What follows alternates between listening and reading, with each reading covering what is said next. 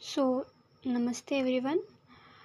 आज हम जो सब्जेक्ट है स्वास्थ्य व्रत उसके बारे में डिस्कस करेंगे कि उसका जो NCISM बेस्ड सिलेबस है उसको हम देखने वाले हैं आज। तो ये स्वास्थ्य व्रत एवं योग ये नया जो एक एडिशन किया है कि स्वास्थ्य व्रत एवं योग इस तरीके से सब्जेक्ट का नाम दिया है। तो इसका सब्जेक्ट कोड हमें दिख ही रहा है कि AYUGSW। ये BMS जो सेकंड प्रोफेशनल स्टूडेंट्स हैं उनके लिए ये सब्जेक्ट बनाया है। सेकंड प्रोफेशनल स्टूडेंट के सेकंड प्रोफ में ये सब्जेक्ट इंक्लूड है। तो इसका नाम है स्वास्थ्य व्रत एवं योग। तो हम इसके पेपर की बात करते हैं कि इसके पेपर जो है सेकंड प्रोफेशनल स्टूडेंट के लिए इसके पेपर कितने होने वाले हैं। तो जैसा हम देख सकते हैं कि यहाँ पर पेपर जो है वो पेपर 1 और पेपर 2 ये हम इसके मार्क डिस्ट्रीब्यूशन के बारे में बात कर रहे हैं। तो इसमें पेपर 1 और पेपर 2 होगा। 2 पेपर होने वाले, दोनों पेपर 100 मार्क्स के होने वाले। तो इस तरीके से जो थ्योरी वाले मार्क्स हैं वो 200 होंगे, 200 मार्क्स के 2 पेपर होंगे। बाकी अगर प्रैक्टिकल की बात करें तो प्रैक्टिकल 100 मार्क्स का प्रैक्टिकल होगा और 60 मार्क्स का वाइवा। इसमें जो एलेक्टिव्स हैं NCISM के सिलेबस के अकॉर्डिंग वो एलेक्टिव्स के 10 मार्क्स ऐड होंगे और 30 मार्क्स इंटरनल असेसमेंट के होंगे। तो ये 100 मार्क्स और ये 100 मार्क्स मिला के ये भी टोटल जो है इसका 200 मार्क्स हो गए। तो इस तरीके से ये फिर 200 का तो थ्योरी, 200 मार्क्स का प्रैक्टिकल सारा, इन दोनों का सम 400। तो ये 400 मार्क्स का आपका टोटल स्वास्थ्य व्रत का बनने वाला है।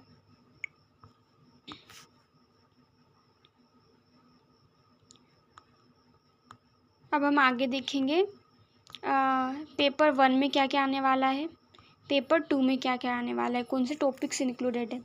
तो हम एज़ यूजुअल कि पेपर 1 जो है उसका नाम ही यही होगा कि प्रिंसिपल्स ऑफ स्वास्थ्य व्रत योगा एंड नेचुरोपैथी। तो ये इसका नाम है प्रिंसिपल्स ऑफ स्वास्थ्य व्रत योगा एंड नेचुरोपैथी।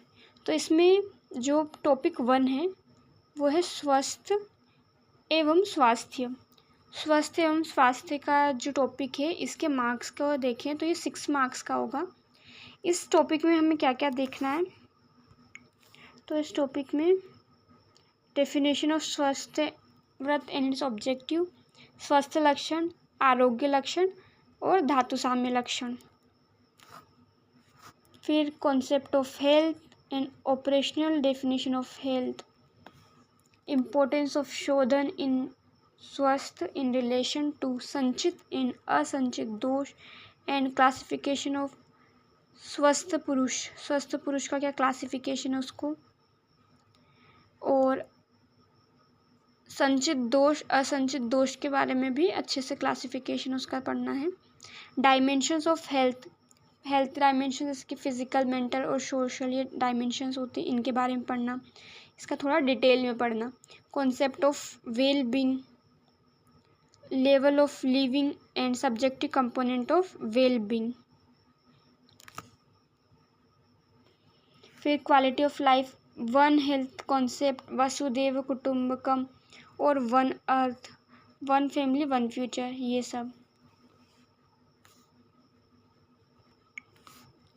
जो अगले टॉपिक्स हैं उनका सम टोटल है कि 38 मार्क्स का होने वाला है। तो इसमें हेल्थ लाइफस्टाइल यानी कि दिनचर्या, डेली रेजिमेन क्या होनी चाहिए उसके बारे में है। रात्रिचर्या वो इसमें इंक्लूडेड है, और ऋतुचर्या यानी कि आपको दिनचर्या, रात्रिचर्या और ऋतुचर्या का मिलाकर जो है टोटल हो रहा है 38 मार्क्स का। आइए देखते हैं कि इस टॉपिक में क्या क्या पढ़ना है। तो हेल्थी लाइफस्टाइल यानी कि दिनचर्या आयुर्वेद के अकॉर्डिंग डेली रेजिमेन क्या होने चाहिए। तो इसमें कॉन्सेप्ट ऑफ प्राइमोर्डियल कॉन्सेप्ट इसमें हम पढ़ेंगे concept of primary secondary tertiary prevention along with examples in Ayurveda, importance of Ahar and Vihar as the health promotive and disease preventive measures, importance of नियत काल विहार यानी कि दिनचर्या और ऋतुचर्या इसमें है, अनियत काल विहार, वेग धारण यानी कि जैसे अनियत काल विहार यानी कि वेग धारण, वेगोदीरण, ऋतु शोधन, ऋतु शोधन हो गया, और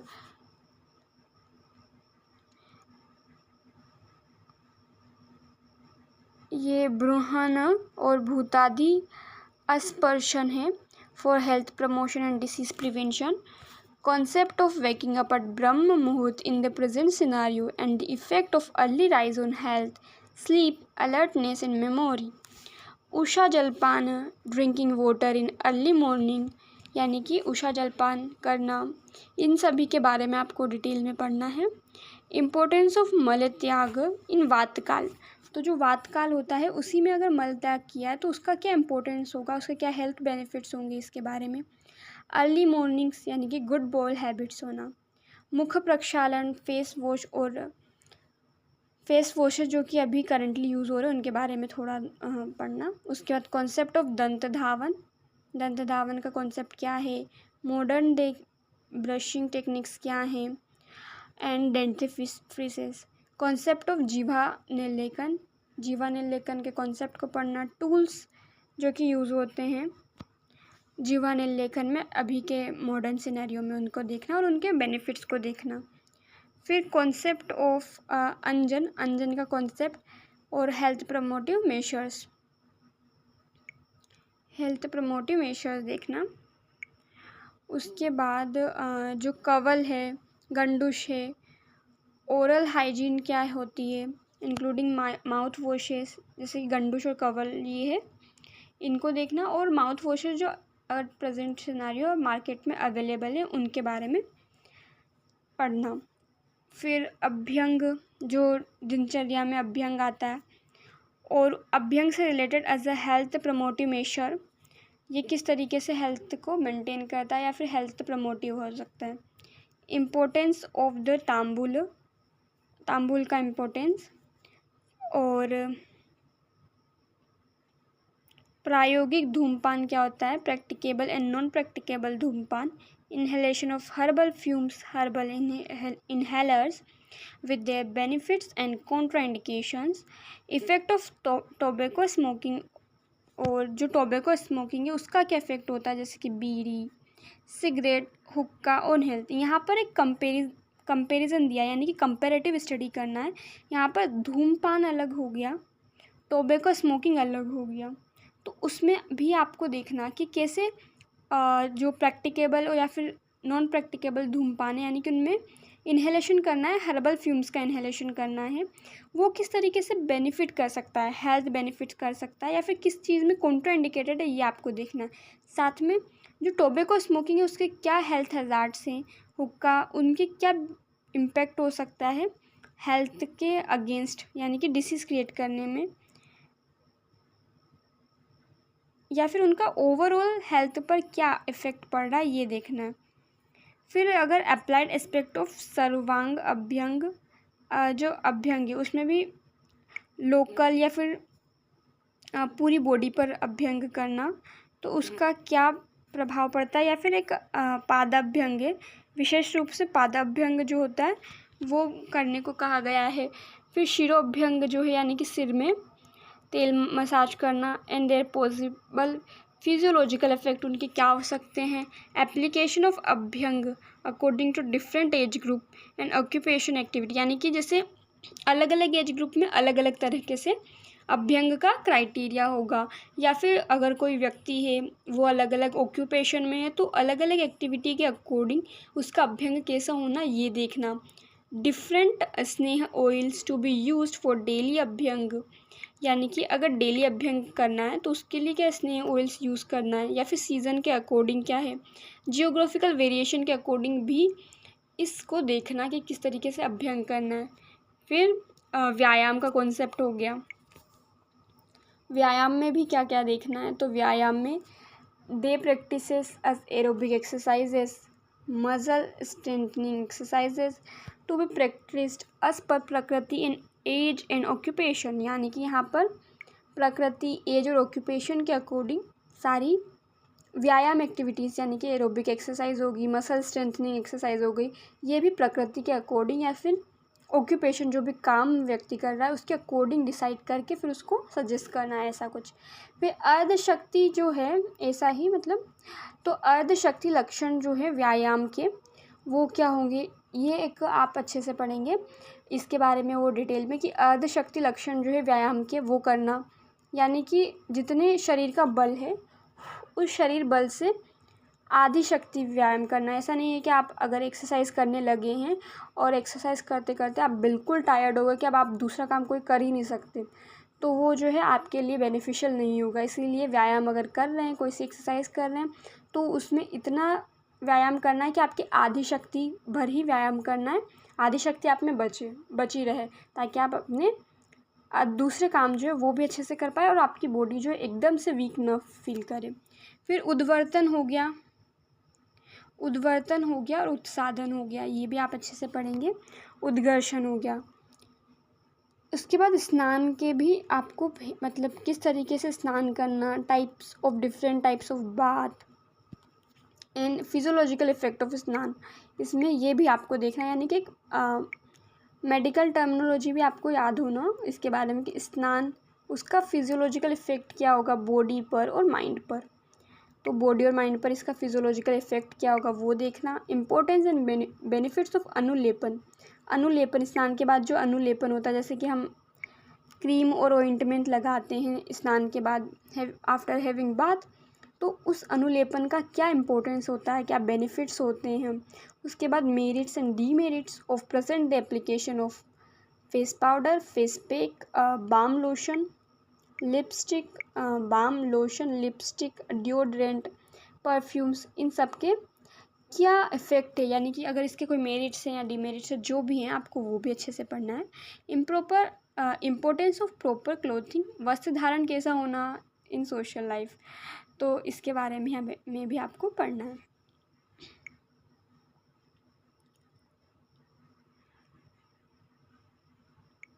फिर हम बात करते हैं रात्रिचर्या, ऋतुचर्या, इन सब को एक ही मतलब मार्क डिस्ट्रीब्यूशन जो है वो एक ही 38 मार्क्स का हो रहा है। तो उसमें आपका दिनचर्या जो हमने डिस्कस किया, रात्रिचर्या और ऋतुचर्या भी है, तो हम रात्रिचर्या को भी एक बार डिस्कस कर लेते हैं। रात्रिचर्या में रात्रि भोजन विधि, उसके रिलेशन हेल्थ से रिलेटेड, रात्रि शयन विधि in relation to proper time of sleep, relation between निद्रा एंड हेल्थ, ये बहुत इंपॉर्टेंट टॉपिक है, तो आपको इसको बिल्कुल करना ही है क्योंकि ये पूछा जाने वाला टॉपिक है। तो रिलेशन बिटवीन निद्रा एंड हेल्थ, यानी कि निद्रा का हेल्थ से क्या संबंध है और किस तरीके से वो इफ़ेक्ट करती है। इफ़ेक्ट्स ऑफ युक्त अयुक्त निद्रा, युक्त निद्रा और अयुक्त मतलब उसका इम्बैलेंस होना, अयुक्त निद्रा। रात्रि जागरण का क्या इफ़ेक्ट होता है ना, रात्रि जागरण का क्या इफ़ेक्ट होता है उसको देखना। और रात्रि जागरण का क्या इफ़ेक्ट हो रहा है उसको देखने के बाद दिवा स्वप्न है ना, तो एक पर्टिकुलर ऋतु में ही दिवा स्वप्न का बोला है जो कि ग्रीष्म ऋतु है, उसमें ही दिवा स्वप्न जो है वो हेल्थ के लिए बेनिफिशियल है। बाकी अगर दूसरे ऋतुओं में दूसरे सीजन्स में अगर दिवा स्वप्न करते तो वो अच्छा नहीं होता, तो उसके बारे में भी देखना कि अगर रात्रि जागरण कर रहा है तो उसका क्या हेल्थ पे इम्पेक्ट पड़ रहा है। दिवा स्वप्न अगर कोई दिन में सो रहा है तो उसका क्या हेल्थ पर इफ़ेक्ट हो रहा है। अनिद्रा कोई निद्रा ही नहीं ले रहा है या फिर कोई बहुत ज़्यादा अति निद्रा ले रहा है। अकाल निद्रा यानी कि उसके समय से निद्रा नहीं ले रहा है, जो एक प्रॉपर टाइमिंग होनी चाहिए स्लीप का, अगर वो नहीं ले रहा है तो उसका क्या डिफरेंस है। आहार and Vihar causing sound sleep, ऐसे भी होता है कि आहार आप जो फूड ले रहे हैं उसका भी इम्पेक्ट होता है स्लीप पर। जो आप विहार कर रहे हैं, ऐसा नहीं होता कि कभी हम बहुत ज़्यादा काम कर लेते हैं तो हमें जब हम स्लीप करते हैं तब हमें साउंड स्लीप आती है, या फिर कभी हमें स्लीप में कोई डिस्टर्बेंस हो जाना, तो आहार विहार का क्या इम्पैक्ट पड़ रहा है साउंड स्लीप पे as well as disturb sleep, है ना। तो आहार विहार इसके बारे में आपको देखना है। Formulation of the duration of sleep according to age, हाँ ये भी इम्पॉर्टेंट है, आप इसको अच्छे से पढ़ना कि जो फॉर्मुलेशन है ड्यूरेशन ऑफ स्लीप है वो एज के अकॉर्डिंग क्या होता है। जैसे कि छोटे बच्चे हैं तो छोटे बच्चे में जो इन्फेंट्स होते हैं वो 15 से 16 घंटे की नींद लेते हैं। फिर ऐसा मिडिल एज में क्या होता है कि 7 से 8 घंटे की नींद होती है। फिर जो बुज़ुर्ग होते हैं, वृद्ध जन जो होते हैं, उनकी स्लीप और रेड्यूस हो जाती है, तो 5 से 6 घंटे ही स्लीप लेते हैं। तो इस तरीके से जो ड्यूरेशन है स्लीप का वो एज के अकॉर्डिंग बदल जाता है, तो उसके बारे में भी आपको पढ़ना है, इतना आप देखना। उसके बाद sleep in healthy and ailing person, यानी कि अब ऐसा भी होता है कि स्लीप इन हेल्दी पर्सन में क्या होगा कि वो अच्छे से नींद लेगा, ठीक है, 7 से 8 घंटे की नींद, 6 से 7 घंटे की नींद वो लेने वाला। लेकिन अगर कोई बीमार व्यक्ति है, एलिंग पर्सन है, तो अगर कफ की अधिकता होगी जैसे कि आयुर्वेद में, तो वो तो होगी ही ज़्यादा मात्रा में वो निद्रा का सेवन करेगा, यानी कि ज़्यादा नींद लेगा। और अगर वो डिसीज़ में ऐसा अगर वात व्याधि है तो वो उसको नींद ही नहीं आएगी। तो इस तरीके से हेल्दी और एलिंग पर्सन में भी स्लीप का डिफरेंस हमें देखने को मिलेगा। वेरियस एस्पेक्ट्स ऑफ स्लीप्स, अब हम बहुत सारे एस्पेक्ट्स देखने वाले हैं कि डे टाइम स्लीप, अब ये मॉडर्न का पार्ट है, आपको आयुर्वेद के अकॉर्डिंग भी पढ़ लेना है। फिर मॉडर्न के पार्ट में कि डे टाइम स्लीप और अलर्टनेस,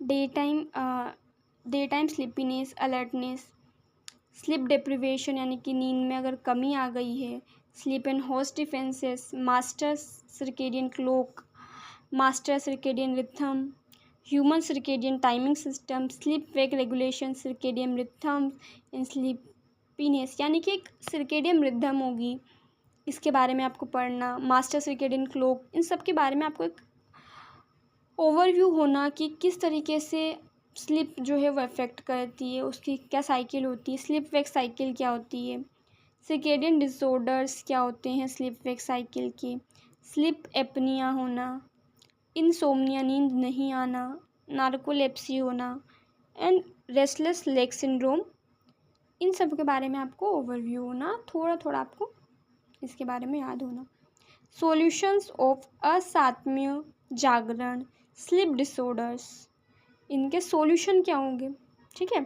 असात्म्य जागरण हो गया अगर किसी पेशेंट को, किसी व्यक्ति को, तो उसके क्या सॉल्यूशंस हो सकते हैं उनके बारे में भी आपको याद रखना, उसके बारे में आपको जानना है।